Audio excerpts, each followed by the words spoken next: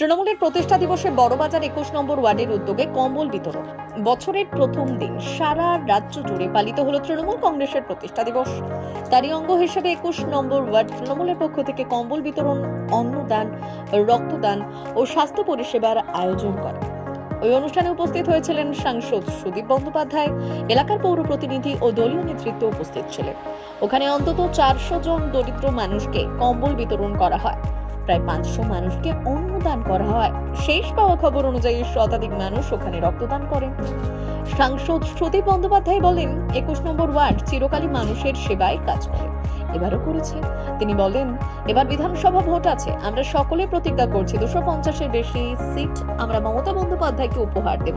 তিনি আরো জানালেন, অমিত শাহ সম্পর্কে কিছু বলার নেই, উনি রবীন্দ্রনাথকে সান্যাল বলেন, ওনার কথার কোনো গুরুত্ব নেই। দিবস প্রতিবারই পালন হয়, এবার বিধানসভার ভোট আছে, একটা বড় বিষয় আছে। আমরা সকলে শপথ নিচ্ছি আজকে যে আগামী বিধানসভা নির্বাচনে মমতা ব্যানার্জি ২৫০-এরও অধিক আসন নিয়ে যাতে চতুর্থবারের জন্য রাজ্যের মুখ্যমন্ত্রী হন। এই লক্ষ্যকে সামনে রেখেই সারা রাজ্যব্যাপী আমাদের প্রতিষ্ঠা দিবস পালন হচ্ছে। রাজ্যে অমিত শাহ এসে প্রশ্নের মুখে পড়ে মেজাজ হারালেন, কি বলবেন? উনি মেজাজ হারাতেই আছেন। উনি রবীন্দ্রনাথকে সান্যাল বলছেন, আর কোথায় দেখবো এদের অবস্থা। অমিত শাহ কলকাতায় আসেন, দিল্লি চলে যান, আবার কলকাতায় আসেন, কিন্তু মানুষের মধ্যে এর কোনো প্রতিক্রিয়া নেই। প্রতিবারই প্রত্যেক বছর করেন, সেলাই মেশিন, হুইল চেয়ার আর অনেক অঙ্গীকার নিয়ে কাজ করুন, মানুষের কাছে মানুষের কাজে। এটাই হচ্ছে তৃণমূলের সব কর্মীর মূল মন্ত্র। প্রতিবারই ওটা করে দিচ্ছে, ওটা আমার গর্ব। আর পুরো পোস্তা বড়বাজার অঞ্চলে আমাদের প্রতিবার প্রত্যেক বছরে প্রোগ্রাম করে অনেক মানুষকে লাভ করে দেয়। আমরা তৈরি আছে আর আমরা পুরো ভরসা আছে যে মানুষ আমার সঙ্গে আছে। আমরা তৃণমূল কংগ্রেস জন্মলগ্ন থেকে আমরা তৃণমূল কংগ্রেস করছি, আর তৃণমূল 1998 থেকে এই প্রোগ্রাম আমরা করছি। আর এই প্রোগ্রামে সাংসদ সুদীপ বন্দ্যোপাধ্যায়, শশী পাজা আর অনেক আমাদের নেতারা আসে, আর আমরা এই প্রোগ্রামটা করি। এইখানে আমাদের গরিব লোকদেরকে কম্বল বিতরণ আমরা করি, খাওয়া দাওয়া, blood donation, health check up, ECG আমরা সব প্রোগ্রাম করি। ২১ নম্বর ব্লক সবসময় করে আর আবার করব 2026। আজকে কতজন মানুষকে কম্বল বিতরণ করা হচ্ছে? ৪,০০০। কতজন মানুষের খাবার? সবাইকে ৫,০০০। আর কতজন মানুষ এখনো পর্যন্ত ব্লাড দিয়েছে? এখন ১০০ পর্যন্ত লোক দিয়ে দিয়েছে। কি বার্তা দেবেন সামনে ২৬-এর ইলেকশন বড়বাজারে? ভারতীয় জনতা পার্টি বিরোধী দল থাকবে না। মধ্যে দিয়ে সকলকে প্রথমে যেটা বলবো, শুভ নববর্ষ, হ্যাপি নিউ ইয়ার এবং নমস্কার সকলকে।